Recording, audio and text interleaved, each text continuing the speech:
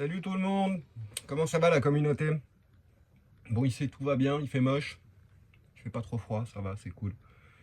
Aujourd'hui, je vais aborder deux sujets différents. Je vais parler un petit peu de tout ce qui se passe, là, les agriculteurs, le soulèvement du peuple, encore une fois. Et puis après, je vais parler musique un petit peu. Je vais parler un petit peu de la guitare. Il y a une personne qui m'a posé la question sur les types de guitare, flamenco, etc., etc. Donc je vais développer un petit peu là-dessus. Puis je vais parler de mon chemin musical, de pas mal de choses que j'ai envie de partager. Le temps s'y prête, il fait pas très beau. Donc je sors pas trop, quoi, hein, à part pour faire mon sport brièvement tout à l'heure. Mais je reste dans le camion, je fais le ménage, je cuisine. Beaucoup de guitare. Internet, un petit peu, je regarde ce qui se passe. Puis j'arrête pas de voir ça, là, soulèvement, ça va jusqu'à Bruxelles, les agriculteurs, etc. C'est le bordel. C'est incroyable que on voit la même chose. En fait, moi, depuis que je suis gamin, je vois toujours la même chose en boucle et en boucle et en boucle et en boucle. Et il n'y a jamais rien qui change, quoi, parce que l'équation, c'est très simple. À chaque fois qu'il y a un soulèvement, où que ce soit, de qui que ce soit, ils envoient les forces de police. Et puis même s'il y a des forces qui s'opposent aux forces de police qui sont les nôtres, les nôtres, elles sont pacifiques et bienveillantes, quoi. Donc à partir du moment où les flics, ils lèvent la matraque, ils envoient les lacrymos, ils envoient les tanks et tous ces trucs-là, forcément, les gens ils reculent parce que s'ils avancent, c'est déclaration de guerre, c'est une guerre civile qui commence clairement. C'est triste, hein, quand en même temps, parallèlement, on voit, je sais plus dans quel pays j'ai vu ça, un pays européen, là où les flics se sont mis du côté du peuple et puis ils marchaient avec le peuple parce qu'ils refusaient de continuer à prendre part à ce qu'on leur demandait, quoi. Pas oublier que la police, c'est toujours un choix qu'ils ont. Ils ont le choix de, quoi. Ils peuvent marcher à nos côtés aussi, quoi, et choisir de ne pas nous taper dessus et de nous soutenir, quoi, parce que eux aussi ils mangent grâce aux agriculteurs, entre autres, etc. Et qu'à chaque fois que les gens ils manifestent, généralement c'est pour des causes qui les regardent aussi et qui les touchent aussi.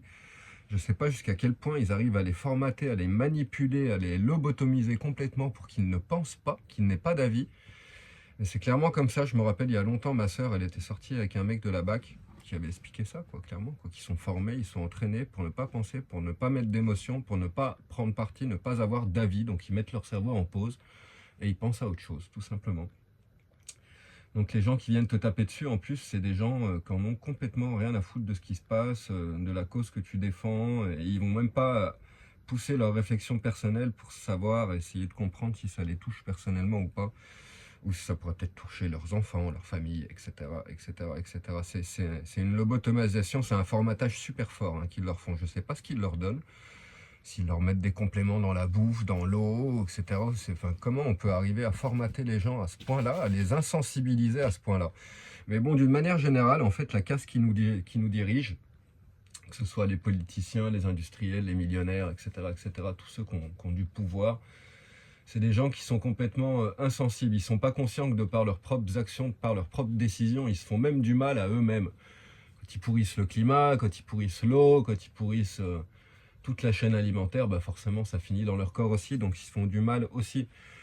Pareil, quand ils nous donnent Internet, quoi, Internet à la base c'est l'armée américaine qui a inventé ça, mais après ils ont vite compris que ça pouvait être un gros business. Juste pour faire de l'argent, ils nous ont donné une arme pour communiquer, et ça c'est chouette parce qu'aujourd'hui Internet, là on le voit en ce moment, ça fleurit partout sur Internet, tout ce que les gens dénoncent, c'est trop cool, c'est bien, ça bouge dans tous les sens, les gens se réveillent partout et tout le monde a pris confiance, quand on est tous dirigés par des mafias, par des espèces de politiciens véreux qui font rien d'autre que de nous exprimer comme des oranges, comme des esclaves. En fait, nous on est des bons petits esclaves. Et eux, ils vivent super bien, et tous ceux qui bossent avec eux, tous les industriels, tous les gens qui ont des intérêts et qui travaillent avec les gouvernements, etc., ils bénéficient de tout l'argent qui ruisselle, qui est produit par nous. Et c'est bien, Internet, une arme qu'ils nous ont donnée pour se faire de l'argent, encore une fois, sur notre dos, au final, ça se retourne contre eux. Et même s'ils pensaient pendant un moment qu'il y avait tellement d'informations et de désinformations, il y a tout et son contraire sur Internet, donc ils devaient certainement se dire, oui, certes, il y a plein d'informations, mais c'est tellement contradictoire aussi qu'au final personne s'y retrouve et tout le monde s'y perd. Donc c'est pas ça qui va nous mettre en danger. Ils se sont bien trompés, parce qu'au final les gens ils commencent à s'organiser avec ça, à se regrouper, à faire passer des messages, et à force de marteler les messages, de répéter qu'en plus il y a des vrais journalistes, des gens qui fassent encore des enquêtes, qui dévoilent constamment les dessous des milieux politiques, des milieux économique, etc., etc. Et quand on voit tout ce qui se passe et à quel point on sait qu'on est pris pour des cons, quoi, mais enfin, on n'imagine même pas à quel point on l'est encore plus. Et Internet, bah voilà, ils se sont tirés une balle dans le pied aussi. Donc en fait, c'est des gens, ils sont tellement déconnectés de tout. Tout ce qui les intéresse, c'est l'argent, c'est faire du fric en fin de compte. Et ils font même des choses qui leur sont nuisibles ben, à eux-mêmes. Donc ça prouve bien qu'ils sont complètement déconnectés et qu'ils se sentent déconnectés en fait. Et le gros problème qu'on a, c'est que même si nous, on se change nous-mêmes, même si on arrive à changer le système, à partir du moment où il y a des gens qui se sentent déconnectés ben, de l'humain, de la nature, et que c'est la même chose, hein, on n'est pas différent de la nature, on est une émulsion de la nature. Donc quand je dis déconnecté, c'est pas que déconnecté des gens, du peuple, etc. C'est aussi déconnecté du sol, des arbres, des oiseaux, enfin de la création, quoi, la création qui t'a créé toi et qui les a créés eux aussi. Et ils sont tellement déconnectés de tout ça qu'en fait, le gros problème qu'on a, c'est que tant qu'on n'arrive pas à reconnecter ben, ces gens-là, tous ceux qui travaillent pour eux, y compris la police, etc., etc., ben, on a un gros problème parce que de toute façon, tant qu'il y a une seule personne qui se sent déconnectée, ben, ça sera toujours une menace pour ben, toutes les autres personnes qui sont connectées parce que ben, elle va fonctionner différemment, elle va penser qu'elle est toute seule, elle va travailler que pour son propre ego et que pour son propre bien-être, alors qu'on a bien compris aussi qu'en fait le bien-être il passe par les gens que tu as autour. Vraiment quoi, une société c'est une organisation de gens qui travaillent ensemble. Ensemble, la main dans la main, c'est comme ça qu'on peut arriver à faire changer les choses, c'est la main dans la main, en travaillant ensemble. Pas pour rien qu'ils nous ont planté dans la tête depuis un demi-siècle, même bien plus encore, que voilà, ton bonheur, en fait, c'est ton travail, ta petite famille, ton petit noyau familial isolé de la communauté et des autres, et c'est pour bien te contrôler, en fin de compte. La réalité, c'est ça, c'est que ben, eux, leur avarice, forcément, elle les pousse à être complètement déconnectés, ils le savent bien. Ils ne pourraient pas avoir autant d'argent, avoir autant de choses en étant mêlés aux gens du peuple, et puis vivre avec nous, être là, dans les lieux qu'on fréquente, les restaurants qu'on fréquente, les villages, les places des villes qu'on fréquente, les plages, etc. Cette planète, on se demande où ils sont ces gens-là, on les voit jamais. Bah, ils sont aux Maldives, ils sont sur leurs îles, il y a plein d'endroits sur Terre où toi tu peux même pas rentrer de toute façon si t'as pas assez d'argent.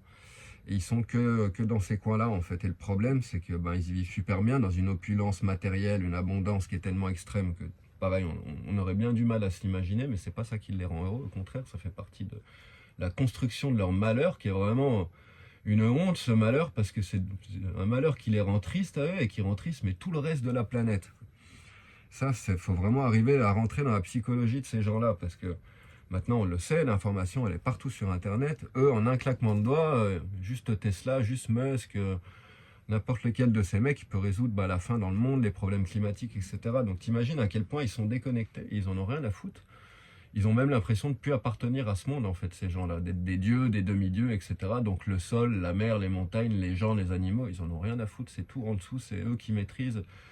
Et eux, ils ont même un sentiment de propriété sur tout ça, quoi. Donc ils sont à mille lieues d'arriver à comprendre que ben, leur misère, leur mal-être, en fin de compte, c'est juste ça, qu'ils se reconnectent avec la réalité du monde, de la nature, des gens autour d'eux, etc. Et qu'ils arrêtent d'accumuler les richesses des autres, en fin de compte, parce que c'est rien d'autre que ça, c'est une pompe à fric. Et nous, on est tout en bas, on est vraiment le carburant, la matière première, on est le gazole de ce truc-là, quoi. C'est nous la main-d'œuvre, en fin de compte. Mais bon, eux, je vais te dire, les quelques peu de problèmes mentaux que ça leur génère, ce qu'ils font, ils sont forcément stressés, ces gens-là, dépressifs, mal ou psychopathes, etc. Enfin, forcément, ça doit générer des traits de caractère très forts. On le voit à leur gueule. Moi, chaque fois que je les vois sur Internet, ils ont l'air déformés, on dirait des aliens, on dirait même pas qu'ils sont terriens, ces gens-là, ils sont vraiment bizarres. Enfin, bref. Et forcément, ça a des conséquences, tout ça, sur eux aussi, mais bon... Euh, eux, ils sont bien conscients qu'entre dormir sous un pont et puis avoir ton jet, ton yacht et machin, bah, ils ont fait le choix, tu vois. Et puis ce choix-là, ben, ça s'est pas fait sans casse. Et puis la casse, c'est ça, quoi. C'est tout le système social qui s'effondre, qui était déjà pas bien glorieux à la base, quoi, en plus. Et puis bah, tout le système de la chaîne alimentaire, de la biodiversité qui s'effondre aussi, alors que lui, bah, il était bien glorieux à la base et que c'est même lui qui nous a créés. Et c'est bien là qu'on a un problème parce que puisqu'au jour d'aujourd'hui, on n'arrêtait pas de répéter, oui, non, mais une fois que tu as compris tout ça, tu comprends que c'est inutile de te battre entre tous les gens qui sont déconnectés, qui n'ont rien compris, et puis tous ceux qui sont justement partis de ces casses-là, qu'eux ont bien compris, mais qui sont déconnectés à leur manière, et qui font que, au final, tu vas te battre toute ta vie, tu finiras épuisé, que ce soit si tu travailles, même pour les gens qui travaillent avec les sans-abri, etc., les causes humanitaires, les travails qui sont très très durs, parce que tu as affaire à toute la peine du monde, mais ils finissent brisés, ces gens-là, parce qu'ils se rendent compte que, enfin, C'est comme essayer de nettoyer l'océan toi tout seul, en fin de compte.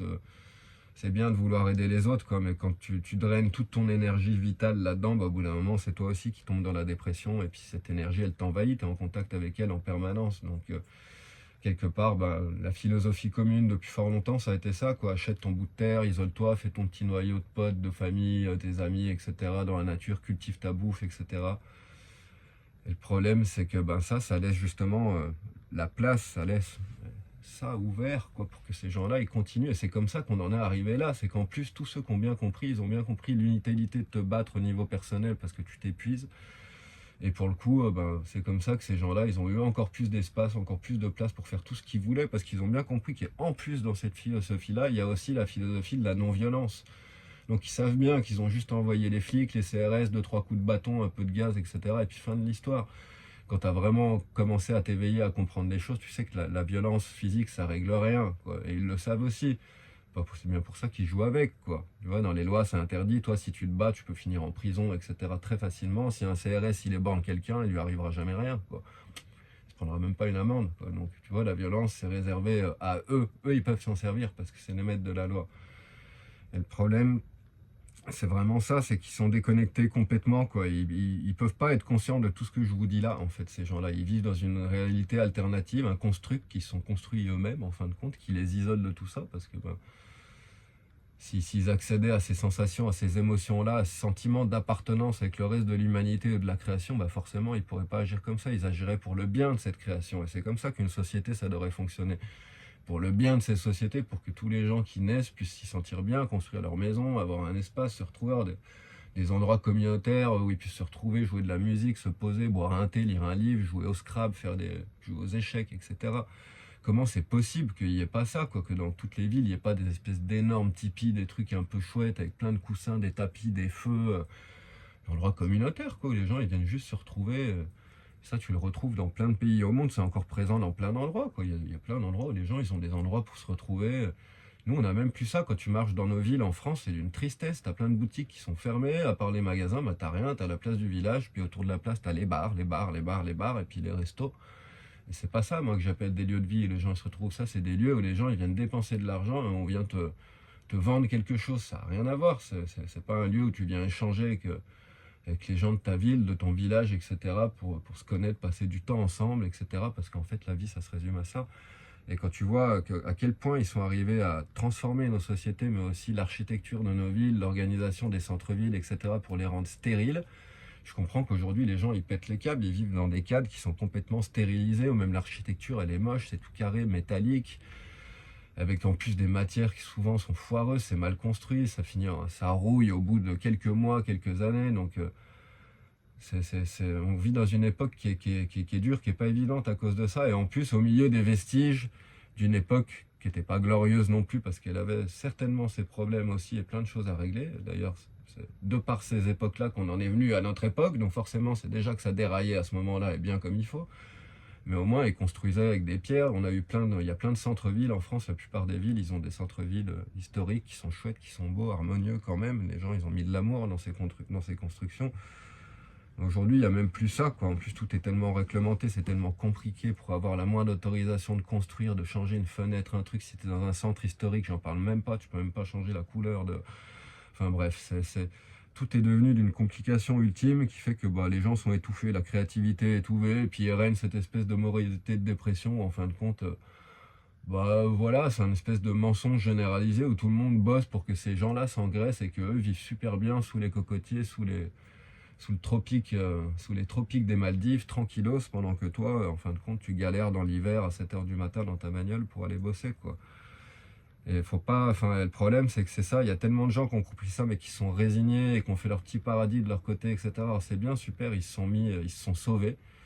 Le problème d'aujourd'hui, c'est que ce système-là, énergivore, qui est en train de tout bouffer, ben, il est en train d'arriver à leur porte aussi, aux portes des communautés, il est en train d'arriver en Ariège, il est en train d'arriver dans tous ces coins-là, ça arrive partout. En fait, ce système, il ne s'arrête pas parce qu'il n'a pas de force. Il n'y a rien qui lui oppose aucune résistance. C'est comme dans la bourse, hein. La bourse, il y a des supports et des résistances. Bah, quand il n'y a pas de résistance, le prix il se pète la gueule, quoi. Bah, là, c'est pareil, il n'y a pas de résistance, le système il se pète la gueule parce que c'est l'avarice de ces gens-là qui le contrôlent.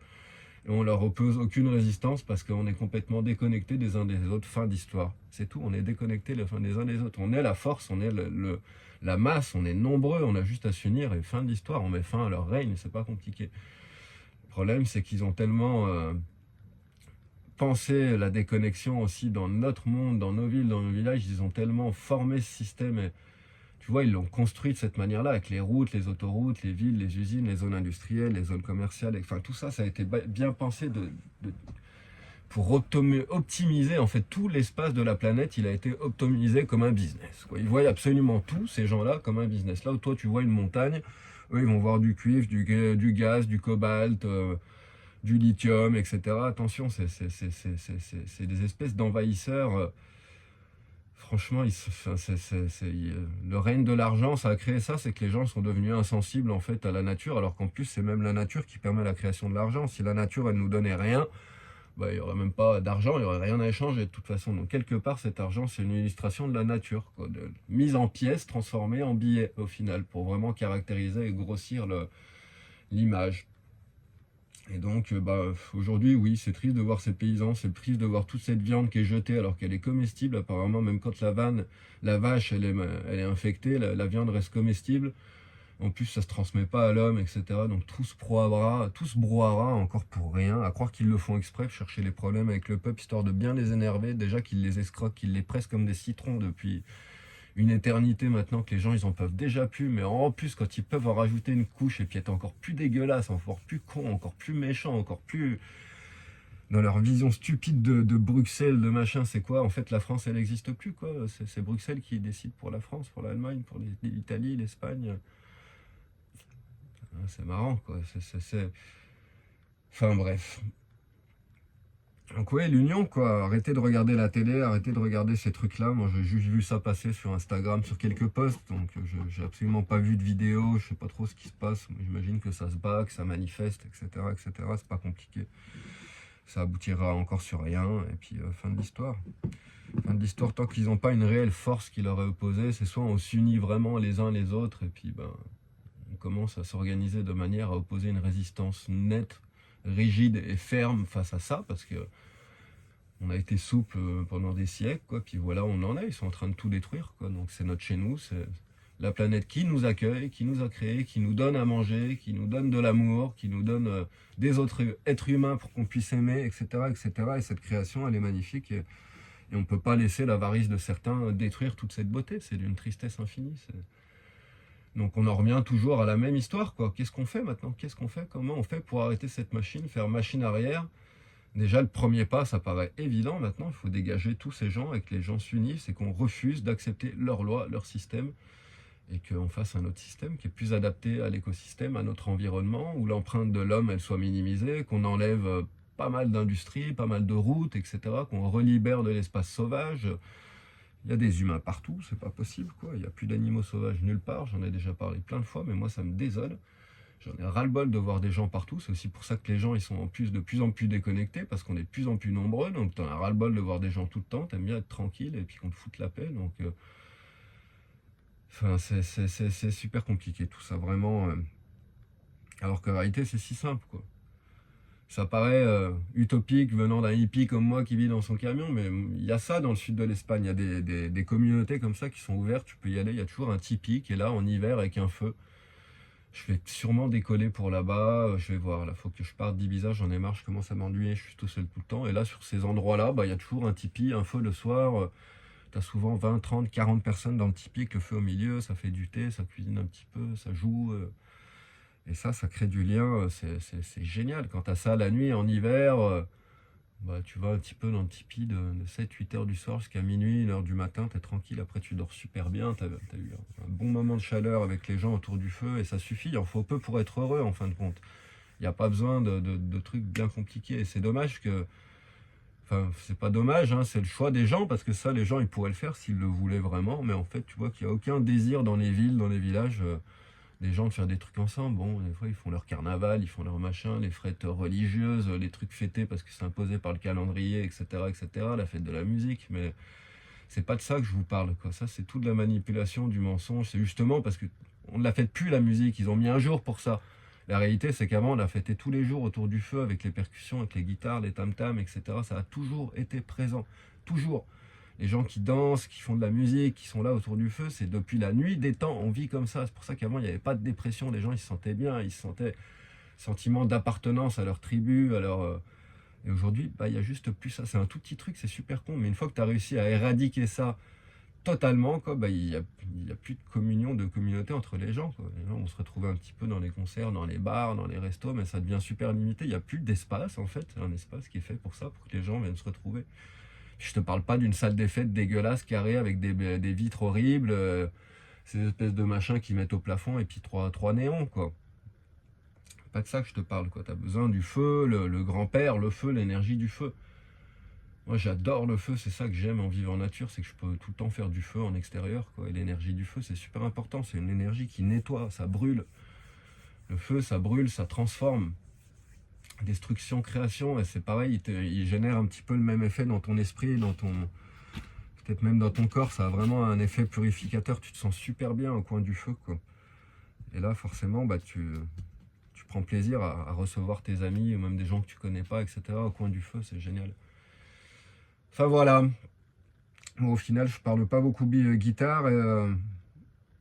Moi, je joue beaucoup ces jours-ci, je joue beaucoup la nuit. Cette nuit, j'ai fini à 5 h du mat encore. J'aurais bien enregistré encore un petit peu tout à l'heure, mais il fait froid dehors, il fait pas très très beau. Il n'y a pas une lumière très très belle, donc ma foi, je vais bosser tranquillement. Il va falloir que je change mes cordes bientôt. Normalement, je change de corde toutes les 15 jours, quoi, mais en ce moment, c'est plus tous les 2-3 mois pour économiser un petit peu d'argent. J'ai pas trop le choix, donc ça sonne faux un petit peu. Vous le voyez dans les derniers enregistrements, ça sonne pas très juste. C'est normal, les cordes sont fatiguées. Et donc, il y a un abonné, oui, qui demandait de parler un petit peu des guitares. Alors, ces guitares flamenca. Moi, quand j'ai pris la guitare il y a 7 ans, j'y connaissais rien. Je demandais à un pote, je lui ai dit, j'ai envie de commencer à jouer la guitare flamenco classique. Je connais pas un endroit. Il me fait, bah, j'ai un pote qui bosse dans une boutique à Valencia. Moi, ça tombe bien, à ce moment-là, j'étais à Valencia pour ma fille. Qui bosse dans une boutique de musique, etc. Donc je suis allé à la boutique de musique, moi j'y connaissais que dalle, et puis ils m'ont conseillé ça, cette marque-là, Paco Castillo. Et en fait, c'est un des luthiers d'Alhambra qui est parti il y a des années et qui a créé sa propre boîte et qui a créé sa propre marque familiale. C'est des guitares qui sont il y a un processus à moitié industriel et à moitié fait à la main. De toute façon, sur ces guitares-là, il y a toujours une partie qui est faite à la main. Puis surtout sur le haut de gamme, là, celle-là, c'est le haut de gamme de la marque. Donc, c'est des guitares où ils mettent plus d'amour dedans. Les bois, c'est vraiment des bois nobles. C'est vraiment des belles boiseries. Et donc, j'y connaissais rien et ils m'ont donné une guitare. En plus, la guitare qu'ils m'ont donnée, c'est pas celle que j'ai achetée. Je l'ai réalisée plusieurs mois plus tard. En regardant la facture en France, je voulais regarder un peu les prix en France pour voir si je m'étais fait avoir, ou si j'avais eu un bon prix. Puis je regarde la facture et je vois le numéro qui est noté sur la facture. Puis je regarde dans ma guitare. Puis je fais, ah bah putain, j'ai payé 600 balles. Mais ils m'ont pas donné la bonne guitare. Ils m'ont donné le modèle en dessous. En fait, il y avait une histoire. Une, c'était la 204 et l'autre, c'était la 240. Donc, ils ont dû se mélanger. Ils ont peut-être pas fait exprès. Toujours est-il que j'étais en train de jouer sur une guitare à 300 € alors que j'avais payé 600. Donc, je les ai contactés. Ils ont fait, ah oui, effectivement, on s'est trompé. On a échangé la guitare. Ils m'ont envoyé la guitare. J'ai eu la vraie guitare. Et ainsi de suite. C'est comme ça que j'ai commencé à apprendre un petit peu. Et donc, les guitares de ce luthier, elles sont chouettes.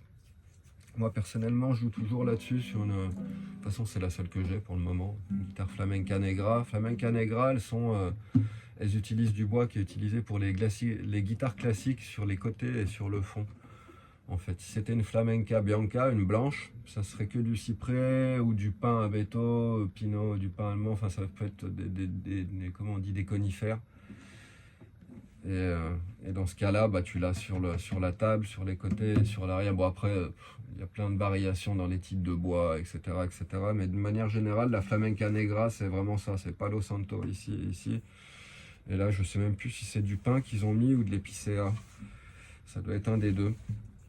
Pour avoir un son plus brillant, plus claquant, plus flamenco, avec plus d'aigus. En fait, s'ils mettaient du bois de guitare classique, les guitares classiques, elles sonnent toujours un petit peu plus mat.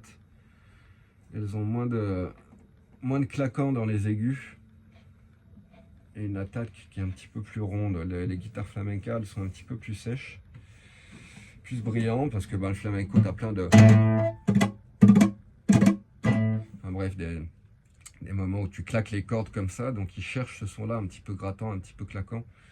Et donc les flamencos traditionnels, c'est pas comme celle-là. En fait, moi, ce que j'aime avec la flamenca negra, il y a plein de grands joueurs de flamenco. Hein. Paco de Lucia, par exemple, il jouait presque tout le temps en concert sur une flamenca negra.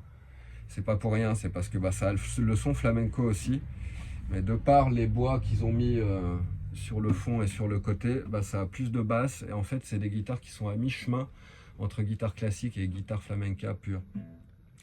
Ça a vachement de son, ça a des grosses basses, ça conserve les aigus claquants, super cristallins.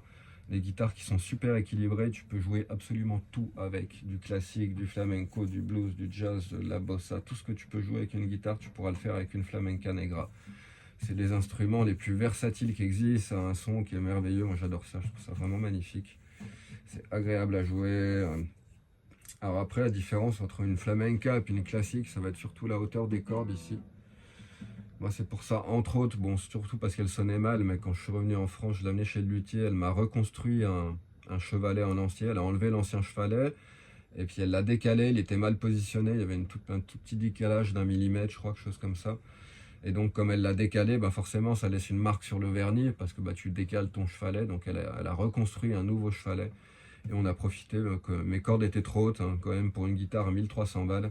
Inadmissible, ils me l'ont envoyé avec les cordes, avec un réglage de guitare classique, avec les cordes beaucoup plus hautes. Et après, je leur ai renvoyé, et ils n'ont rien fait, on s'est pris le chou, on a eu une dispute, je pense que je leur achèterai plus de guitare. Ils me disaient non, mais en fait, comme il y a le piezo en dessous, c'est une guitare qui est préamplifiée. Donc il y a un micro au niveau du système, et il y a un autre micro, un fil métallique qui passe sous l'os ici, et il me disait, bah, comme il y a le micro en dessous, on peut rien faire, on peut pas baisser les cordes, on peut pas... Alors effectivement, c'était déjà à la limite. Donc ben, ça c'est sûr, on pouvait pas trop baisser les cordes, mais le problème c'est que leur guitare elle sonnait faux, et depuis qu'elle est passée chez la luthier en France, Fanny, elle a fait un travail merveilleux, elle a repositionné un nouveau chevalet, elle m'a baissé la hauteur des cordes, donc maintenant j'ai vraiment une hauteur de guitare flamenca ici. Tu regardes la hauteur des cordes à la 12e, ou ici aussi. Ici ça vient d'avoir entre 0,7 et puis 0,9. Voilà, je peux même pas, bon, mon doigt il passe en forçant, comme en fait ça tombe sur l'ongle. Et là je me rappelle plus trop, ça doit être je sais plus, 0,3, 0,4, enfin bref, c'est assez bas la 12e case. Et ça c'est la grosse différence avec les guitares classiques. Là pour le coup t'as pas besoin d'appuyer aussi fort pour que les notes elles sortent, parce que forcément tes cordes elles sont un petit peu plus basses. Bon, moi je joue, j'ai changé, je mets toujours des cordes en tension haute, donc pour le coup j'ai des cordes qui sont plus dures, qui sont plus rigides, donc forcément il faut appuyer plus fort, donc ça vient compenser le fait que j'ai les cordes plus bas et que la guitare elle soit douce à jouer. Si je mettais des cordes en tension moyen haut, je vais voir, parce qu'elles frisent déjà très très légèrement avec les cordes en haute tension, je les réglais vraiment à la limite, quoi, plus elle friserait plus, donc si je passe en tension moyen haut, elle risque de friser plus, mais je vais faire le test. Je crois que la prochaine fois que je change de corde, je vais mettre des moyens hauts, parce que je me rappelle que c'est plus agréable à jouer. Et des fois je m'arrache un petit peu les doigts quand j'y passe des heures, des fois je me coupe presque les doigts sur ces cordes, elles sont vraiment... Là j'ai pas joué aujourd'hui, mais j'ai toujours la marque des cordes incrustée dans les doigts en permanence. Ça faut y penser aussi. Après, quand tu mets des cordes en tension haute, sont un tout petit peu plus sensibles à l'accordage, et surtout il y a plus de volume. Forcément la corde elle est plus rigide, donc pour lui faire le même mouvement, tu es obligé d'appuyer et de déployer plus de force. Mais quand tu arrives à la faire sonner de la même manière, avec la même amplitude qu'une autre corde, mais en tension moyen haute, bah, tu vas avoir plus de volume. Des cordes qui sonnent plus fort, les cordes en tension haute. Et moi je les aime bien en picado. Elles se déplacent pas trop. Puis comme moi j'ai tendance à jouer bas en fait. En ce moment j'essaye de me forcer à remonter un petit peu, à jouer un petit peu plus haut pour avoir plus de basse dans le son.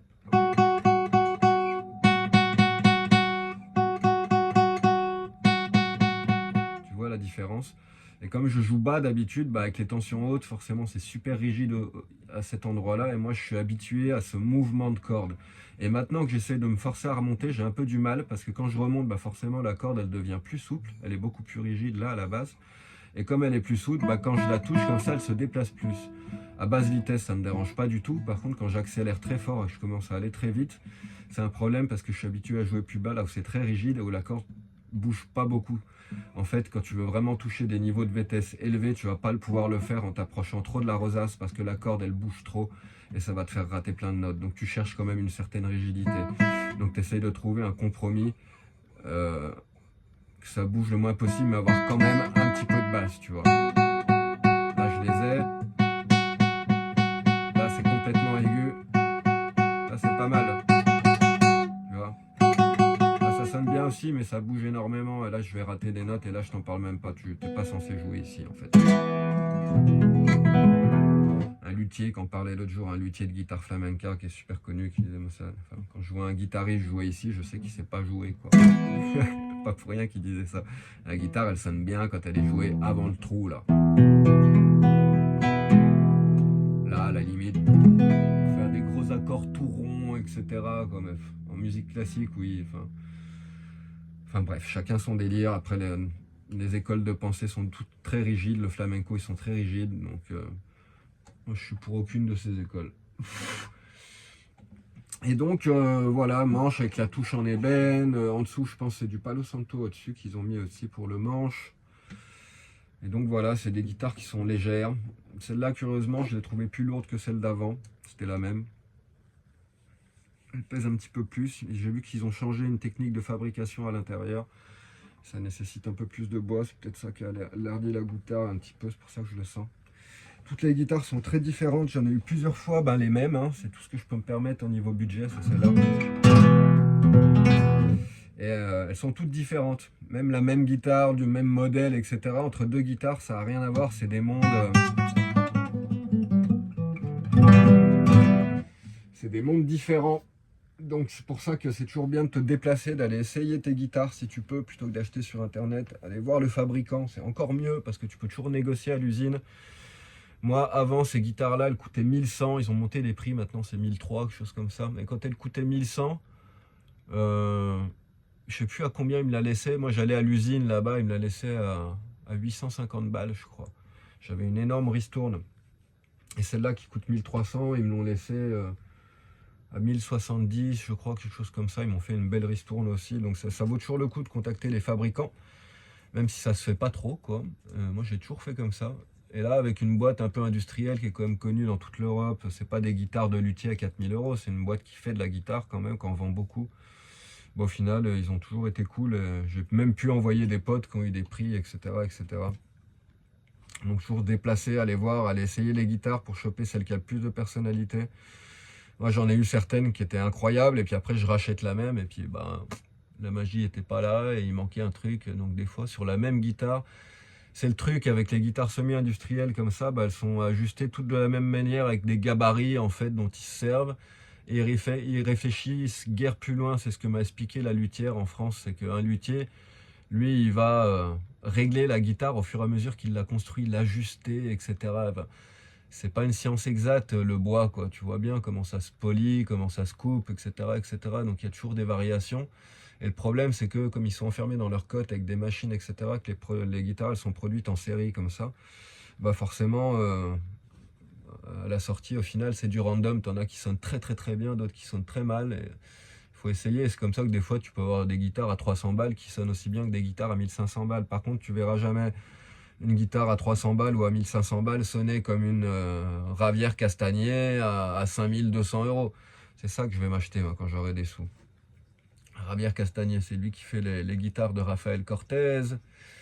Je pense qu'il en faisait aussi, je sais pas s'il en faisait pour Paco de Lucia, ça c'était plus Conde de Atocha, mais bon, il en avait plein, Paco de Lucia aussi. Enfin, la plupart des grands guitaristes flamenco d'aujourd'hui jouent avec ces guitares-là, c'est des guitares incroyables. Bon, sur une guitare comme ça à 5000 €, oui, là tu vas voir une grosse différence sur le son. Il y a une énorme projection, il y a un son qui est à fondre. Enfin, c'est une petite merveille. Mais là où tu verras surtout la grosse différence, parce qu'effectivement, tu vas pouvoir tomber sur une guitare à 1000-1500 balles qui va sonner presque aussi bien, qui aura un son tout aussi merveilleux qu'une guitare à 4000 ou 5000. Mais généralement, ce qui va changer systématiquement, c'est la justesse de l'instrument. Sur ces guitares-là, j'en ai eu pas mal de cette marque-là, et toutes le même problème à partir de la 9e case. Même quand la guitare elle est neuve, tes accords ils sonnent pas juste, même avec des cordes neuves. Il n'y a rien à faire, quoi. c'est toujours un petit peu, ça se décale au fur et à mesure du manche, et t'as beau les amener chez le luthier, moi les luthiers ils se sont arrachés les dents plus d'une fois sur mes guitares, il n'y a rien à y faire, t'as beau reconstruire un chevalet, le repositionner, etc. Ça sonne pas juste et tu peux rien faire, c'est la construction du manche, comment les frettes sont positionnées, etc. Le chevalet, l'os, enfin c'est un milliard de réglages que quand c'est fait en usine et à moitié à la main, bah forcément, sur une guitare à 300 balles, ça va pas être fait la même chose que sur une guitare à 5200 € quoi. Et c'est là le grand délire, une guitare de luthier comme ça, tu la prends, tu fais un accord à la 13e case, 14e tout en haut du manche, ça sonne au millimètre, c'est merveilleux, c'est beau, le son il est balancé entre tes aigus, tes médiums et tes basses, il y a un équilibre qui est incroyable, une projection de l'espace. Moi c'est encore la chance que j'ai eue sur cette guitare là, c'est qu'elle a la 215 FR de Paco Castillo, elle a une projection de dingue, elle sonne fort, loin, elle a un son qui est beau, qui est cristallin, qui est pur. Par contre, elle est pas très. Celle d'avant était super confortable à jouer, et celle-là, beaucoup moins. Je la trouve plus rigide. Alors, ça aussi, des fois, tu as une guitare, la même, hein. Il y en a une, tu vas la sentir souple, et l'autre, tu vas la sentir rigide, quoi. Et ça, tu peux pas l'expliquer. C'est les mêmes cordes, même tension de corde, même guitare, même bois, etc. Bah, de l'une à l'autre, il y en a une qui est confortable à jouer, l'autre moins. Celle-là, je l'ai toujours senti plus austère. Elle me galère un peu, je vous cache pas que j'en ai un peu ras-le-bol de cette guitare. Et c'est ce qui va faire que dans pas longtemps, je vais remonter, je vais aller vendre mon camion tout simplement. Et avec ça, déjà, je vais voyager un petit peu. Je vais pas partir en voyage avec une guitare à 5000 balles, mais ce qui est sûr, c'est que la durée de mon voyage sera ajustée sur le capital et qu'il me reste suffisamment d'argent en revenant pour pouvoir m'acheter une guitare comme ça. Mais bon, avec un camion comme ça devrait pas être un souci. J'ai déjà eu de très belles offres qui m'ont été faites pour ce véhicule, donc je sais que j'aurai largement de quoi voyager une bonne année et en revenant me prendre la guitare un petit peu de mes rêves, parce que c'est en train de me bloquer dans mon boulot énormément. Maintenant, moi, pour les trucs que j'aborde, les partitions que je joue, que je travaille, que j'étudie, ou même ce que je joue, ce que je compose, etc., cette guitare, elle me limite énormément, elle me fatigue, elle me fait mal aux doigts, elle n'est pas très confortable et c'est galère, quoi. Moi, à mon niveau, il y a un moment, tu as besoin d'avoir un instrument qui va bien, qui sonne juste. Ça m'arrache les oreilles. Je suis toujours en train d'essayer de la réaccorder, trouver un petit équilibre dans l'accordage pour essayer que ça sonne un petit peu moins faux, etc. Mais ça me fait chier, j'en ai marre. Elle m'enlève un petit peu le plaisir de jouer cette guitare. J'y passe beaucoup moins de temps que sur la guitare d'avant parce que elle est moins confortable à jouer. Et elle a même un moins beau son que la guitare que j'avais juste avant. Quel dommage qu'elle soit tombée dans les rochers, qu'elle se soit pétée cette guitare et que... Enfin bref. Donc voilà, les guitares, faut bien les choisir, ça se choisit avec amour, faut aller les jouer pour voir comment elles sont, si elles sont agréables à jouer, si elles sonnent bien, si elles sonnent juste. Faites plein d'accords avec à partir de la 7e case, la 9e case, la 9e frette, la 7e frette. Généralement en bas du manche, ça sonne juste. Moi celle-là, même pas, j'ai la corde du sol qui déconne quoi. Quand je l'accorde, quand ma sol à vide, elle est juste, la frette 1, 2, 3, 4, 5, c'est complètement faux et il n'y a rien à y faire parce que si je veux faire en sorte que ces cases-là, elles sonnent juste, c'est ma corde à vide qui sonne faux. Donc, et ce, malgré qu'elle soit passée chez le luthier, qu'elle ait refait le chevalet, donc il y aurait sûrement encore des réglages à faire, etc. Mais il y a un moment, c'est bon, j'ai passé trop d'énergie, trop de temps chez le luthier, trop d'argent aussi, j'ai dépensé des ronds pour... elle va toujours pas bien, elle sonne toujours aussi faux, elle est toujours aussi inconfortable à jouer, donc... c'est un peu un challenge pour moi quand tu aimes vraiment jouer, que tu passes énormément de temps, quand tu n'as pas un instrument qui te rend heureux, c'est un peu compliqué. Et moi, c'est un peu le cas là depuis un moment et ça me gonfle. Je peux vous dire, j'en ai ras-le-bol, surtout sur une guitare que j'ai payé 1300 balles. Ça fait mal au cul, comme. Il y a plein de guitares à 300 boules, des guitares de merde qui sont faites au Japon dans des usines. Elles sonnent comme des casseroles, etc. Mais au moins, elles sont justes. Tu peux faire des accords jusqu'à la 12e case, ça sonne juste, ça a été fait au millimètre. Les Asiatiques, ils bossent carré, etc. Et ça arrive souvent qu'une guitare à la con, une Takamine à 500 balles, ça sonne 10 fois plus juste qu'une Paco Castillo à 1300 balles, quoi. Pas déconner, il y a un moment, c'est pour ça que je leur ai rentré dans l'art aux fabricants, même si on se connectait depuis des années, je leur achetais des guitares, ils me faisaient des prix, etc., etc. Il y a un moment, je leur ai dit, putain, toutes vos guitares, elles sont comme ça, il y a toujours ce problème-là. Alors certes, elles sonnent bien, elles ont un joli son, etc., etc., comme elles sonnent faux, vos guitares, quoi, bordel, quoi. Il y a un moment, faire attention à ce que tu fabriques, quoi. Mais bon, le compromis est là. C'est pas pour rien qu'on achète des guitares à 4000, 5000 euros. Mais si je pouvais acheter une guitare à 1000 euros qui était exactement pareille qu'une guitare à 5000, je le ferais. Mais le cas, la vérité, c'est pas ça. C'est qu'en fait, dans le monde de la musique, un bon instrument qui va te permettre de progresser, qui a un son balancé, équilibré. Parce qu'en plus, quand tu vas sur certaines tonalités ou certains déplacements d'accords un peu dissonants, etc., si le son il n'est pas exactement calibré, si c'est pas très très bien accordé, ça t'éclate les oreilles, c'est moche. T'es là, waouh, il y a plein de passages, moi, des musiques classiques que j'évite même de jouer parce que je sais que ça sonne super mal sur cette guitare, ça sonne super faux. Parce que pile poil, sur deux notes de l'accord, t'en as une qui va être légèrement désaccordée vers le haut, et puis celle d'en haut, elle va être légèrement désaccordée vers le bas. Donc même si chaque note, elle est encore pas trop loin de sa fréquence de base où elle devrait être, bah, comme les deux, elles se sont écartées dans les directions opposées, bah, dans ton accord, ça commence à sonner super faux. Voilà ce qui se passe sur les guitares. Et comme tu as 6 cordes, ben, t'imagines entre les 6 cordes le bordel que c'est. Parce que tu peux regarder sur n'importe quelle de ces guitares à 500 balles, 1000, 1500 euros, prends un accordeur, regarde sur tout ton manche, déplace-toi. Tu fais les notes et tu regardes. Tu vois bien, avec la barre, là, elles arrivent et tu vas voir, ça se déplace au fur et à mesure du manche. C'est jamais stable, c'est jamais très précis. C'est très dur à fabriquer une bonne guitare classique, une bonne guitare flamenca pour que ça sonne juste. Il faut y mettre énormément d'amour, je te raconte même pas le taf que c'est. Et voilà ce que tu payes quand tu achètes une guitare à 5000 balles. Donc si tu as les moyens, ben, commence par ça, au lieu de commencer avec un instrument qui te complique la vie parce qu'il est dur à jouer et qu'il te rend certaines positions qui sont déjà compliquées à jouer sur un instrument qui va bien, ben, encore plus compliqué et impossible parfois parce que ben, ça va pas. Moi j'ai des passages embarrés sur la première corde, sur la première ferte, sur certains trucs de Beethoven, etc. que je peux pas faire, quoi. C'est pas que c'est compliqué à faire, c'est que je m'éclate les mains, les poignets, c'est trop... l'instrument est pas assez confortable pour que je puisse aborder des passages comme ça. Et je vais pas m'éclater la main parce que c'est la guitare qui va pas assez bien. Donc il faut être conscient de ça. La guitare, c'est un instrument qui fait mal. Ça fait mal aux mains, ça fait mal aux doigts, ça fait mal aux poignets. Et quand tu as une guitare de merde, bah, ça fait encore beaucoup plus mal. Et ça, faut y penser. C'est important. Donc voilà, moi j'ai commencé la musique, je pense, vers 12-13 ans. Je crois, chose comme ça. J'étais jeune quand mes parents divorçaient. Ma mère, elle s'est séparée. Elle a pris un appart pas très loin de chez mon père.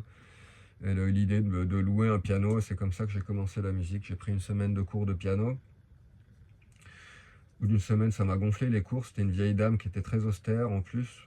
J'avais aucune envie de continuer avec les cours. Par contre, j'avais envie de continuer à jouer du piano. Alors, c'est marrant parce que moi, de moi-même, je me serais dirigé vers le dessin, la peinture, parce que c'était ma passion, c'était mon kiff, c'était le dessin. Et ma mère m'a mis là-dedans. Alors bien lui en prie, hein, c'était vraiment une bonne idée au final. Et en fait, ce qui s'est passé, bah, c'est le son du piano. En fait, c'est ce que je voulais vous dire pour Noël. Le plus beau cadeau que vous pouvez faire à un gamin, c'est essayer de le faire se connecter à un instrument. Parce qu'à partir du moment où tu as cette connexion avec l'instrument et que quand tu touches une note ou quand tu entends son son, ça te rentre dans les os et tout, que ça provoque quelque chose dans ton corps, moi c'est ça quoi, le son du piano. En plus, un piano c'est magnifique, tu fais n'importe quel accord, n'importe quelle note, le son est cristallin et tout, ça touche profondément. Et quand tu arrives à enseigner ça à tes enfants, à se connecter à cette énergie-là, bon, c'est un énorme cadeau que tu leur fais, hein, vraiment, vraiment. La musique, moi, ça a été là. Je me rappelle quand les parents divorçaient, j'étais derrière le piano en train de pleurer, c'était mon exutoire, c'était mon... Heureusement que j'avais ça, enfin, c'est super utile dans tous les petits moments dans ta vie comme ça, où tu vas en chier, où tu seras triste, où tu seras pas bien, etc. Bah, en fait, c'est un remède pour l'âme, le piano, la musique, c'est un endroit où tu vas pouvoir t'évader, tu vas pouvoir te soigner, où tu vas pouvoir te protéger de tes problèmes extérieurs. C'est une espèce de bulle magique dans laquelle bah, tout disparaît en fait, et il n'y a plus que beauté, harmonie, musique, notes, mélodie. Enfin, c'est un délire, hein, c'est un langage à part entière, c'est un monde, un univers à part entière. Et en fait, au lieu de les faire rêver avec le Père Noël sous le sapin, un cadeau à la con, machin bidule, quoi, bah, fallait rêver vraiment parce que le rêve, c'est vraiment important dans la vie, la créativité, l'imagination. Être créatif, oui, rêver. Et puis, un instrument de musique, c'est le parfait instrument pour ça. C'est pour ça qu'on appelle ça un instrument de musique. C'est un instrument pour faire de la musique. C'est merveilleux, ça te permet de rentrer dans le monde des rêves, dans le monde de la musique, dans le monde de l'imagination, du fantasme, du rêve, enfin, tout le monde vivre avec la musique, tu te connectes avec les autres avec ça, ça te donne un lien avec les autres, ça te donne du sens à ta vie, ça te donne un espace pour méditer un petit peu, mettre tes pensées analytiques en pause, etc., etc. C'est super bénéfique pour ton système nerveux. Ils le disent en ce moment, les scientifiques, il y a plein de publications là-dessus sur Instagram. Ça crée des connexions dans ton cerveau qui fait que quand tu seras plus vieux, tu n'auras pas Alzheimer, etc. Enfin bref, c'est juste génial. C'est le genre de truc. Et puis, il n'y a pas que la musique, hein. Ça marche avec des pinceaux, ça marche avec plein de trucs. Plein de trucs. C'est un peu de ça qu'il faut se rappeler à Noël plutôt que d'acheter. Mais le problème, c'est ça, c'est que les gens, ils ont plus une thune en plus. Donc, très souvent, bah, ils vont pas pouvoir t'acheter la guitare, le machin, le truc, et ils vont être obligés d'acheter un truc à la con, donc tout le monde se retrouve en plus à acheter des trucs à la con dont on n'a pas besoin. C'est vraiment dommage, mais ça c'est un vrai beau cadeau, je trouve, pour Noël. premier contact avec un instrument pour ton gamin, et puis pas une flûte traversière à la con. Je les vois souvent, les gamins, sortir de l'école avec une flûte traversière. L'autre jour, il y en a un qui était dans la rue avec sa mère, le cartable, il marchait, il revenait de l'école, le gamin, il avait de la flûte et il jouait de la flûte en marchant. Ça sonnait pas bien du tout. Et puis il jouait la même chose en boucle. Et la mère, elle a tiré une tronche quand elle m'a croisé. Elle m'a fait une grimace comme ça, elle fait j'en peux plus, j'en ai marre. Ouais, mais tu m'étonnes, c'est pareil, le système éducatif, déjà qu'il est fait pour te transformer en esclave, mais en plus, quand il te présente la musique, il te la présente d'une manière austère, débile, scolarisée, et à chaque fois c'est que la flûte traversière, nom de Dieu, quoi. T'en connais beaucoup des gens qui sont fans de la flûte traversière. Bon, il y en a, hein. Je critique pas la flûte traversière, quoi, mais dire que tu veux essayer de toucher un large public pour que les gens ils soient sensibles à ça, et que justement ça puisse devenir un atout dans leur vie, et quelque chose qui fasse partie de leur vie, créer de l'art, etc. Bah, tu vas quand même chercher quelque chose qui touche les gens amplement, quoi. Pas la flûte traversière, quoi. Tu vas mettre un piano dans la classe. Ça va toucher les gamins, quoi. Donc même ça, t'as vu, c'est fait pour que tes gamins, ils connectent pas avec l'art. Ils leur montrent vite fait, puis en fait, regarde, c'est à chier, c'est machin, puis quand tu joues de la flûte, tout le monde va te dire d'arrêter de jouer, en plus. Ils sont pas cons, hein. Ils sont sûrs que les gamins vont pas faire de la musique, quoi. Ils sont traumatisés par ça, après, quoi. Mais non, en fait, c'est un vrai beau cadeau à mettre sous le sapin. Rien, juste faire découvrir à ton gamin quelque chose qui est vraiment magique, parce que la musique, c'est vraiment magique. La création de l'univers, ça se trouve, c'est peut-être pas yin yang, c'est peut-être juste de la musique. Fréquence, tout est fréquence. Apparemment, dans cet univers, tout marche avec les fréquences. Et la musique, apparemment, ça a le pouvoir d'organiser la matière, hein. Il le voit, les vibrations que tu envoies sur l'eau, tu vois bien les formes géométriques que ça dessine, c'est incroyable. Donc la fréquence, la vibration a bien un impact sur la matière. Donc à partir du moment où toi, tu crées des vibrations en jouant de ton instrument, tu n'as pas qu'un impact sur la psyché, sur le mental des gens, sur leur cœur, sur leurs émotions. Tu as aussi un impact physique, mécanique sur leur corps. Tu envoies des fréquences qui vont venir toucher et qui vont rentrer dans le corps, en fin de compte. Donc c'est des vibrations que tu envoies dans leur corps, et souvent c'est des vibrations qui sont super positives, qui sont super utiles, qui sont super healthy, qui sont super saines pour ton corps, quoi. Important d'écouter de la musique, c'est vraiment, vraiment super important. C'est tout ça que tu peux donner à ton gamin pour Noël, quoi. Enfin bref. Puis après, moi j'ai grandi rapidement, le collège, les amis, et puis là guitare électrique, et puis là mon premier groupe. On jouait du Korn, du Deftones, des trucs bien bourrins comme ça. Moi, je suivais la tendance, quoi. C'était toujours le bassiste qui arrivait et qui nous faisait écouter les nouveaux groupes américains, les machins, les trucs. Puis on essayait un peu de faire pareil. Donc ça a toujours été à fond, guitare, jusqu'à ce qu'après on se sépare avec ce bassiste, que lui il aille de son côté, moi du mien. Que je parte à Dijon. À Dijon, je me rappelle, j'ai acheté une basse quand j'ai commencé à bosser un petit peu là-bas. Donc j'ai commencé à prendre la basse par moi-même, tout seul aussi. Donc j'avais mon ampli de basse, ma basse, etc. Et puis après, je suis parti à Lyon. Et puis quand je suis arrivé à Lyon, là, ça a été la fin de la musique instrumentale, la découverte du monde de la musique underground, free party, rave party, techno dans les bois, etc., etc. Quand j'ai découvert ce monde-là, ben forcément, pour moi, c'était du pain béni. On n'avait pas besoin de demander les autorisations à qui que ce soit. On pouvait aller avec notre sound system, poser du son, faire de la musique avec les amis dans la nature, etc. Et j'ai découvert ça, c'était trop cool. Puis ça permettait surtout de jouer sans devoir demander à un gérant de boîte de nuit ou un machin ou un truc. Et, compliqué le monde des musiciens. Tu es toujours obligé de supplier, de faire tout ce que tu peux pour essayer de jouer, d'avoir une date, qu'on te laisse une place pour jouer, etc. Et quand j'ai découvert ce monde, ce qui était fabuleux, ce que je trouvais génial là-dedans, c'était cette liberté qu'on avait de... Bah, on faisait tout nous-mêmes, quoi. Donc pour le coup, bah, on pouvait jouer autant qu'on voulait, quoi. Et ça, c'était trop cool. Puis bah, jusqu'au fur et à mesure des années, en fin de compte, bon, au milieu, on est parti, j'ai commencé à voyager en Amérique du Sud, et puis après en Asie, et en Inde. Quand je suis allé en Inde, je voulais apprendre le sitar, donc j'ai passé un mois à l'arrivée à Varanasi à apprendre le sitar, avec le professeur, avec le directeur de l'université de musique de Varanasi, de Benares. Donc j'allais chez lui tous les matins à 7 heures, je sais plus combien d'heures, c'était 4 heures par jour, un truc comme ça. Je dormais pas chez lui, je restais pas chez lui parce que j'étais avec ma petite copine, etc. Donc on était dans notre guest house, etc. Mais tous les jours, c'était intensif, c'était beaucoup d'heures tous les jours à apprendre cet instrument. Et donc après, oui, je suis revenu, mais comme j'étais à fond de la musique électronique, etc. Bon, je jouais un petit peu du sitar, mais j'ai jamais énormément travaillé comme j'ai travaillé, comme je travaille en ce moment la guitare classique. Parce qu'il y avait toute la musique électronique à côté et que c'était vraiment ça qui attirait mon attention à ce moment-là, jusqu'à ce qu'au final, ça devienne un autre ghetto pour moi aussi, parce qu'au final, les festivals sont devenus rigides, c'était toujours les mêmes, le Boom, le Zora, le Sonica, le machin. Puis au jour d'aujourd'hui, toujours, j'hallucine et j'ai complètement lâché ce milieu-là, mais de temps en temps, je me retrouve devant un flyer où je vois les line-up, les trucs sur Internet et je regarde, c'est toujours les mêmes artistes depuis 25 ans, c'est un truc de dingue. Déjà à l'époque, il n'y avait pas de place, si tu connaissais pas un tel, un tel, un tel, bonjour, t'arrivais jamais à jouer. Aujourd'hui, ça doit être encore pire, quoi, parce que c'est toujours les mêmes, les vieux de la vieille qui jouent, donc ça laisse très peu de place aux nouveaux talents. Bon, il y a toujours quelques mecs qui percent parce que leur musique est tellement incroyable que ça passe, quoi, mais tous les gros festivals où j'aime aller depuis toujours, quoi, putain, tu vois toujours les mêmes artistes depuis 25 piges, c'est un truc de dingue. Donc scène très fermée, et possibilité de jouer très compliquée, parce que faut quand même sortir des haut-parleurs, mettre des platines, etc. C'est quand même tout. C'est une organisation, c'est du matos, quoi. Donc petit à petit, ça a commencé à me gaver.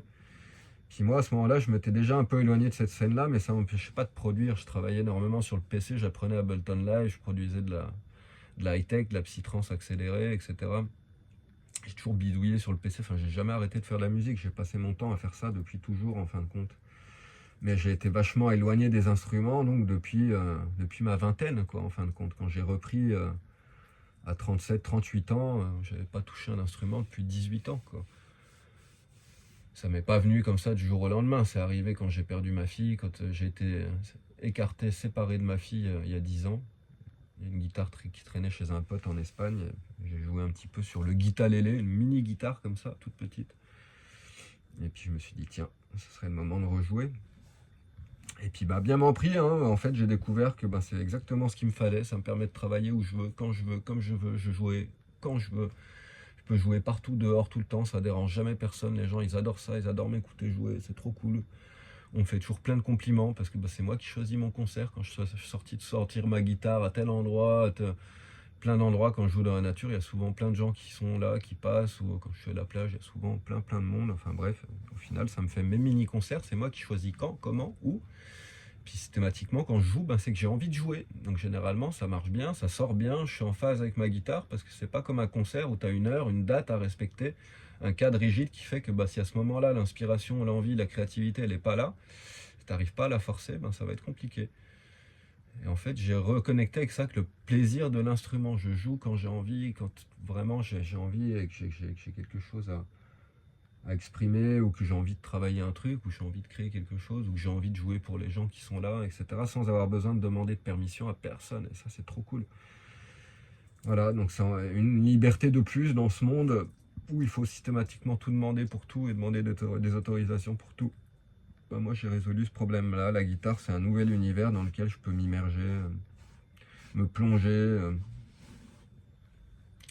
Ça vient me soigner, ça me protège du monde environnant, c'est ma petite bulle, ça me permet de m'exprimer, de dire à travers des notes tout ce que je peux pas dire à travers les mots.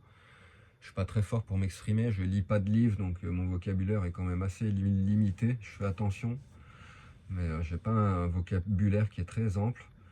Et en fin de compte, tout ce que je peux pas exprimer avec la voix, parce que de toute façon, tu as beau savoir bien parler, il y a une infinité de choses que tu peux pas exprimer avec la voix. Il y a plein d'émotions, il y a plein de sensibilités, il y a plein de sensations, il y a plein de choses qui passent par notre tête que tu peux pas exprimer avec la voix. Ça, toi, tu t'en rends peut-être pas compte, le commun des mortels, mais ceux qui ont fait des expériences psychédéliques, et moi j'en ai fait beaucoup, avec la DMT par exemple, avec le DMT, le DMT, le tryptamine, il m'est arrivé d'avoir des pensées, enfin c'était même plus des pensées, c'était des sensations, des émotions, un éveil à une compréhension, ou un niveau de compréhension, et j'étais impossible de verbaliser cette chose-là. Ce que je touchais à ce moment-là, ce que je voyais, ce que je comprenais, même à ce moment-là, j'étais incapable de mettre des mots, des pensées articulées avec des mots dessus. Ça allait au-delà des mots. Et en fait, il faut bien être conscient de ça, c'est que les mots, c'est aussi un langage limitant. Ça permet de nous exprimer, mais c'est un cadre limitant. En fin de compte, tu peux pas tout exprimer avec les mots. Tu peux parler, tu peux discuter, tu peux décliner presque une infinité d'émotions, de sensations et de choses. Mais reste-t-il qu'il y a quand même des choses que les mots ne peuvent pas toucher. comme cette sensation que te procure l'amour ou des trucs comme ça. C'est quand même des siècles et des siècles que les gens essayent d'expliquer l'amour et tout le monde, chacun a sa version, chacun a son interprétation, chacun a son truc. Parce que c'est quelque chose qui va au-delà des mots, par exemple. Ça va bien au-delà des mots. Il faut bien être conscient de ça. Donc tes mots... Et en plus, les mots, c'est ça qui est dur, c'est que les mots sont importants, c'est vraiment important. Les mots, c'est pareil, c'est une fréquence, c'est comme une musique, c'est comme si tu jouais d'un instrument de musique. Quand tu parles, tu joues de ton instrument de musique, tu joues de l'instrument de ton cœur, en fin de compte. Donc les mots ont un effet très fort, il faut faire vachement attention aux mots qu'on emploie, aux mots qu'on utilise, comment on les utilise, quand on les utilise, de quelle manière, et même quand tu te parles à toi-même, et même quand ces mots, ils sont pas verbalisés et vocalisés à travers la voix, et qui restent dans ta tête, que tu te parles à toi-même, c'est quand même des mots. Il faut quand même faire attention, parce que même à ce niveau-là subtil de la pensée, ça a un effet très fort sur ton système, sur ton organisme général. Donc c'est bien d'essayer de te programmer en permanence d'une manière où tu es conscient de ça. Essayer de ne pas donner trop de poids, trop d'importance à l'ego, quoi, qui est toujours là à penser, à analyser, à critiquer, à peser le pour, du bien, du mal, du contre, etc. Et essayer de mettre ça en plus, le plus possible en pause, pour essayer de se connecter justement aux états supérieurs de pensée, de réalité, de conception, et qui sont là, qui existent, qui sont réels vraiment. Et c'est là-dedans que tu peux aller puiser plein de choses pour après, quand tu retombes dans ton mode de pensée normal, dans la vie normale, y aller avec plus de sonorité, plus de balance et puis plus de répartie par rapport à ton ego. Arrêter de te positionner sans cesse devant les autres, au-dessus des autres, ou mieux, ou moins bien, etc. Puis t'occuper de toi-même, en fin de compte, essayer déjà de faire un gros travail sur toi pour être stable et puis arrêter d'avoir un ping-pong émotionnel qui soit trop fort et passer d'un trop positif à un trop bas négatif et de te faire balloter systématiquement comme ça, parce que la vie elle est comme ça, c'est un courant perpétuel comme une rivière, une cascade qui descend, qui se jette dans l'océan, toi t'es balancé au milieu de ça. Et tu vas tanguer de droite à gauche, tu vas monter, tu vas descendre, tu vas prendre de l'air, tu vas t'asphyxier en dessous, etc. C'est des cycles, c'est un cycle naturel. En fait, l'univers, il est formé. L'énergie même du mouvement de l'univers, c'est celle-ci. Et tu le vois encore une fois à travers les ondes, à travers la musique. C'est des vagues qui passent par le bas et le haut, comme ça qu'on analyse sur nos graphiques en musique, le négatif et le plus, le positif. La phase, c'est ça, c'est un son qui passe entre le plus et le négatif. Et s'il y a un même son, en fait, dans sa phase, il passe par, si en stéréo sur la droite, il est en négatif, et au même moment sur la gauche, il est en positif, le son s'annule, il disparaît carrément. T'imagines le délire. Quand les deux phases sont inversées à un même moment du temps, le son disparaît, il s'annule. Et c'est là que tu vois que c'est vraiment le fondement de l'univers, c'est le son, et c'est pour ça que le Om, en Inde, c'est pour ça qu'il y a des Om partout, Om Mani Padme Hum, etc. Le son de base, la création de tout, la base de l'univers, c'est le Om. Son neutre apparemment, quoi, enfin bref. Il y a tellement à dire sur ces sujets-là, je pourrais en parler éternellement, je crois. Parce qu'en fin de compte, comme je lis dans la nature, je suis toujours en contemplation des vagues, du ciel. Là, c'est super beau d'ailleurs, je vais vous montrer, il y a un coucher de soleil qui s'annonce, qui va être chouette, je pense. Peut-être essayer d'en profiter un petit peu, aller dehors marcher un petit peu, donc je vais peut-être mettre fin à la vidéo. Et donc voilà, ça c'est pareil, des enseignements de tous les moines, de tous les érudits, tous les grands penseurs, etc. Toujours les mêmes, ils ont tout appris dans la contemplation de la nature. La nature, c'est elle qui nous a créés, donc peut-être qu'en la contemplant, on se contemple nous-mêmes en fin de compte. Et tu peux apprendre plein de choses sur le monde, mais plein de choses sur toi-même aussi, parce que justement, tu es une composante de ce système. Et tu n'en es pas déconnecté, et quand tu te connectes à lui, il y a plein d'informations, il y a plein de savoirs, il y a plein de messages, il y a plein de codes universels, il y a plein de choses que tu apprends dans l'observation de la nature, et pour ça il faut avoir du temps. Et la musique, c'est encore une autre chose, quoi. C'est pareil, en jouant de la musique, tu apprends de l'univers, tu apprends de la nature, tu apprends de toi-même. C'est vraiment étrange la musique. Regarde les oiseaux, ils font de la musique. Tu crois qu'ils sont pas conscients, les oiseaux? Bien sûr que si, ils chantent parce qu'ils aiment ça, parce que c'est beau, parce que c'est chouette, parce qu'ils peuvent, ils sifflent vachement bien. T'as déjà entendu le merle chanter, c'est un truc de dingue. Et donc tout ça, c'est relié, quoi. Même si la nature, elle fait pas vraiment de musique, hein, les vagues, les rochers, le vent, etc. On peut trouver que c'est romantique, etc. Mais ça fait pas des mélodies. Il n'y a que l'oiseau qui fait ça, c'est marrant. Les oiseaux, et puis nous on chante, et puis les baleines aussi, quoi. Il y en a sûrement plein qui chantent, mais on le sait même pas en fin de compte. Les criquets, etc. Enfin, si, il y a plein d'animaux qui chantent, quoi. Parce que c'est la vibration, quoi, qu'à travers le chant, à mon avis, ça fait plein de bonnes choses dans ton corps. C'est bon de chanter, de vibrer, que cette musique, elle te touche. Et ça te reconnecte aux vagues de l'univers, en fin de compte, aux vagues de la création. Je pense que c'est pas mal. C'est une des choses sur lesquelles un nouveau monde serait possible de reconstruire, sur les bases de l'art, de la musique, de la peinture, de la sculpture, de la danse, etc. Et que ce soit le fondement de notre civilisation, puisque c'est ce qu'on crée de plus beau. Vraiment, c'est magnifique. Utiliser un arbre qui soit mort, le couper, travailler le bois, le sécher pendant 50 ans, pour que derrière un petit artisan avec ses mains, il le coupe, il le transforme en guitare, en piano, en violon, et puis que ça derrière, ça puisse faire voyager des gens, des fois pendant 200 ans, 300 ans.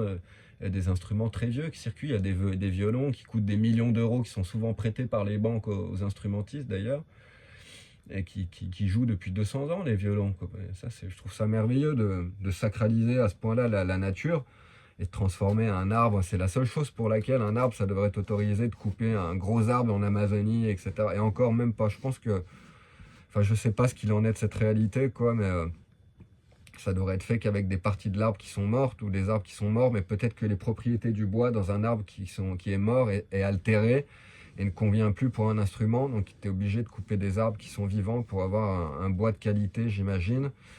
Après, ce qu'il faut savoir aussi, c'est que la plupart de tous ces luthiers qui vendent des guitares à 4-5 000 euros, comme celle qu'un jour j'arriverai à m'acheter, ils ont des stocks de bois. J'en ai visité à Valencia, les frères Sanchi. Ils ont fermé leur atelier d'ailleurs, ils ont vendu tout leur stock de bois, il me semble.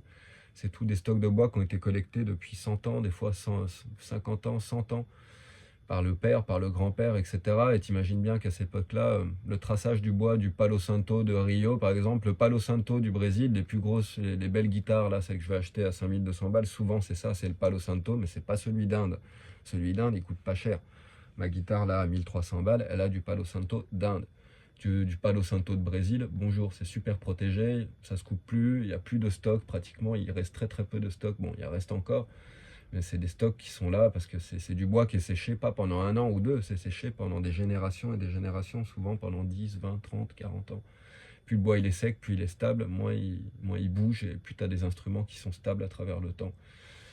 Donc tout ça, c'est à prendre en compte aussi. Souvent, les belles guitares, elles viennent avec un arbre qui a été coupé au fin fond du Congo, de l'Amazonie, de machin, de trucs, parce que ces essences-là, elles sont magiques pour ça. Après, il y a de plus en plus de luthiers, au jour d'aujourd'hui, qui commencent à travailler avec des essences locales, avec des pins européens, etc., etc., et qui arrivent à sortir des trucs magiques avec des essences non traditionnelles aussi.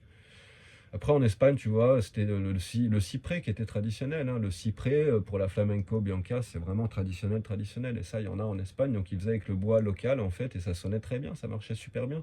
Comme ça que la guitare flamenca est née, avec le bois local, traditionnel. Donc, mais comme aujourd'hui, tout le monde veut sa guitare flamenco negro en palo santo, parce que ça sonne plus chaud, ça sonne plus machin, et bidule, des trucs. C'est un petit peu toujours le problème, même avec un truc aussi noble qu'une guitare, un instrument de musique, aussi sacré soit-il, t'en viens toujours au même problème de l'industrie, de l'écologie, de l'exploitation des ressources, des arbres, etc. Et aujourd'hui, on est tout le monde tellement nombreux que si tous les guitaristes ils voulaient une guitare en Palo Santo, bonjour, ça ferait des sacrés dégâts sur la planète. Et c'est un petit peu le problème qu'il y a à avoir autant d'humains sur la planète, quoi. C'est qu'il n'y a plus assez de matières premières pour que tout le monde puisse être dans l'abondance totale et acheter ce qu'il veut, ce qui implique couper des arbres ou exploiter la fin. Et là, on arrive à la fin de ce cycle. La nature, elle peut plus, elle est déjà détruite, quoi. Donc maintenant, dès qu'on pousse un petit peu trop fort sur une ressource, elle devient en voie d'extinction, elle disparaît parce qu'il n'y en a plus. Et nos instruments, et il y arrivera un jour où il n'y aura plus ces bois-là, où il n'y aura plus ces essences-là, parce que ça aura complètement disparu, il ne restera plus que quelques vieux stocks, et quand les vieux stocks ils seront finis, il n'y en aura plus. C'est un peu problématique, de toute façon, c'est comme ça, hein, loi de l'univers, hein. Tu crées rien sans détruire quelque chose, tu es obligé de détruire un truc pour créer quelque chose d'autre. Et quand tu sais que ça fonctionne comme ça, et tout le monde le sait, même nos dirigeants, même les gouvernants, même les investisseurs, même les actionnaires, même Bill Gates, ils le savent bien, pour créer quelque chose, il faut détruire quelque chose. Donc quand tu sais ça, tu dois être conscient que c'est une très délicate balance que d'arriver à vivre, à survivre avec une société en quête d'expansion en permanence. L'humain est en expansion depuis toujours, il y en a de plus en plus, et qui n'arrive pas à comprendre qu'on vit sur une planète finie et que les ressources s'amenuisent. Et donc quand il y a de moins en moins de ressources et qu'il y a de plus en plus de monde, forcément, hein, la richesse, elle commence à s'agglutiner dans quelques mains. Enfin, c'est vraiment un truc de dingue. Il va falloir réfléchir à tout ça ensemble pour trouver des solutions et que les gens arrêtent de se reproduire déjà comme des lapins pour que la population humaine arrête de grandir, qu'elle se stabilise et qu'elle finisse par décroître. Si chaque couple n'avait pas plus que 2 enfants, forcément, c'est mathématique, il y a des accidents, il y a des morts, il y a des machins, la population mondiale, elle diminuerait. Et les gens, ils auraient quand même 2 enfants, ça suffit, quoi. T'as pas besoin d'en avoir 5 ou 6. Bon, tu peux faire une erreur par-ci par-là, allez, il y en a certains qui en auront 3, 4, etc., quoi, mais les gens arrêtent de délirer, d'avoir des familles à 8, 10, 12, 15, 20 personnes, ça c'est complètement plus possible, même si dans certains pays, ils ne le voient pas encore parce qu'ils sont encore dans l'abondance et qui peuvent se permettre d'avoir des familles super nombreuses comme aux Philippines ou dans ces coins-là où ça vit du tourisme, c'est exotique, la nature a encore beaucoup à offrir, donc ils sont en phase d'expansion au niveau démographique et les gens font plein de gamins, ils se rendent pas compte de ce délire, quoi, donc il faut arrêter, pas arrêter, tu peux pas arrêter, mais il faut que chacun arrive à prendre conscience qu'on vit maintenant dans un monde qui est limité, c'est pas une planète qui est plate, avec une barre de glace à la fin, et un monde caché derrière, rempli de richesses, et on est là comme des esclaves à trimer, parce que non, là, il va falloir se réveiller, et puis grandir un petit peu, on vit sur une boule, c'est un espace qui est déterminé, qui est grandi, enfin qui est fermé, et il peut pas y avoir de la richesse, de l'abondance matérielle pour tout le monde à partir du moment où le nombre d'humains ne permet plus ça. C'est d'une logique imparable, il n'y a pas besoin d'être réfuté pour comprendre ça. Donc maintenant, il va falloir amorcer la décroissance, tout simplement. Ça implique pas de tuer des gens, ça implique d'en créer moins, ça implique pas de plus avoir de matériel, ça implique d'en créer moins, ça implique pas de plus avoir de bouffe, de plus avoir de viande, ça implique d'en élever moins, d'en faire moins. Enfin, le moins est plus, quoi. Et aujourd'hui, on doit rentrer dans cette philosophie-là, quoi. Arrêter de trop créer, et puis rentrer dans ce délire du moins. Voilà, bon, je pense que j'ai dit tout ce que j'avais envie de dire aujourd'hui. Merci pour votre écoute. N'oubliez pas que cette chaîne, elle existe, elle survit grâce à vous, grâce à vos donations. Donc si toi, si tu as envie de participer, il y a un petit lien en description de cette vidéo. Tu as juste à cliquer dessus et ça te renvoie sur mon compte PayPal. Voilà. Je vous remercie tous pour votre attention, votre écoute, vos commentaires, votre amour, votre présence, votre soutien. C'est cool que vous soyez là. J'espère que vous allez fêter de belles fêtes de fin d'année, profiter des vôtres, de vos amis, de votre famille, et que vous aurez des moments chaleureux où vous allez pouvoir un petit peu vous connecter avec les autres, avec les personnes que vous aimez. Voilà, je vous souhaite une très belle soirée. Allez, à bientôt. Ciao les amis.